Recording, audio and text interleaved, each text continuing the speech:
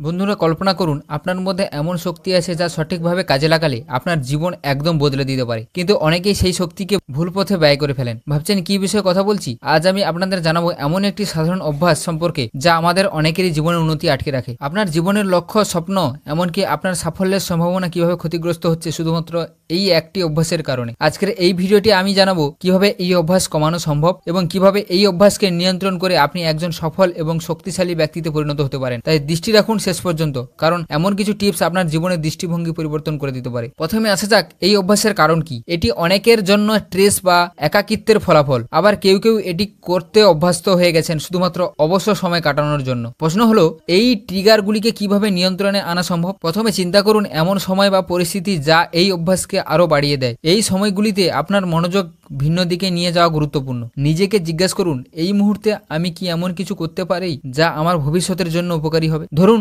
সামনে একটা সমস্যা আর সেটা সমাধান করার বদলে আপনি শুধু এড়িয়ে যাচ্ছেন। এখন ভাবছেন কিভাবে নিজেকে নিয়ন্ত্রণ করবেন। তার জন্য দরকার একটি প্রোডাক্টিভ রুটিন। আপনার সকালের শুরুটা এমন কিছু দিয়ে করুন যা আপনার শরীর এবং মনকে শক্তি যোগায়, যেমন মেডিটেশন, শরীরচর্চা বা কোনো নতুন কিছু শেখা। এই অভ্যাসগুলিকে আপনার দৈনন্দিন রুটিনে অন্তর্ভুক্ত করুন। আমাদের মনে রাখতে হবে প্রতিটি দিন নতুন একটা সুযোগ। নিজের ওপর বিশ্বাস রাখুন এবং প্রতিদিন কিছু সময় নিজের জন্য রাখুন। এই রুটিনগুলি আপনার জীবনে কিভাবে ইতিবাচক পরিবর্তন আনবে কিছুক্ষণের মধ্যেই জানাবো। অন্যদিকে যে কোনো অভ্যাসকে কমাতে হলে সেটির জায়গায় আরেকটি মূল্যবান অভ্যাস গড়ে তুলুন, মানে যেটা আপনার সময় এবং শক্তি দেয় কিন্তু দীর্ঘমেয়াদে আপনাকে সফলতার পথে এগিয়ে নিয়ে যায়। ধরুন আপনি লেখালেখি করতে পারেন বা নতুন কিছু শিখতে পারেন, যেমন কোনো ইনস্ট্রুমেন্ট শেখা বা কোনো ভাষা। এই অভ্যাসগুলো শুধু আপনার সময় কাটবে না, বরং আপনার দক্ষতা বাড়াতে সাহায্য করবে। আপনার অগ্রগতির উপরে নিয়মিত নজর রাখা খুব জরুরি। আপনি প্রতিদিন কেমন এগোচ্ছেন, কোথায় আপনার সমস্যা হচ্ছে, এগুলো খেয়াল করতে নিজেকে একটা ডায়েরি মেনটেন করুন। নিজেকে একবার জিজ্ঞেস করুন এই অভ্যাস থেকে সরে আসার কারণ কি। কেবল না বলা নয়, বরং সত্যিকার উদ্দেশ্য নিয়ে চলা প্রয়োজন। আচ্ছা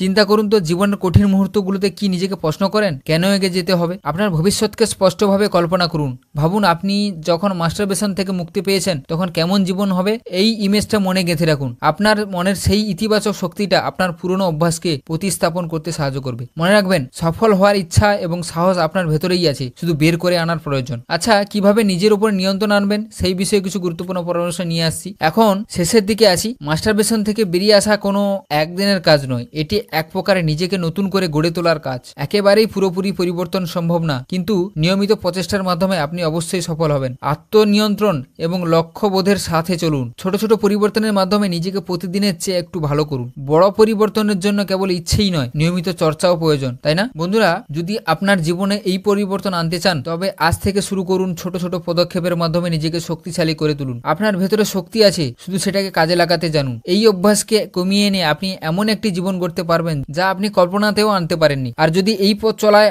আরো সাহসী হতে চান তাহলে আমাদের চ্যানেলের অন্য একটি ভিডিও দেখে আসুন। আশা করি এই ভিডিওটির মাধ্যমে আপনাদের অনেকটাই তথ্য দিতে পেরেছি। যদি আমার এই তথ্যটা খুব ভালো লেগে থাকে তাহলে আপনার মতামত জানাতে ভুলবেন না।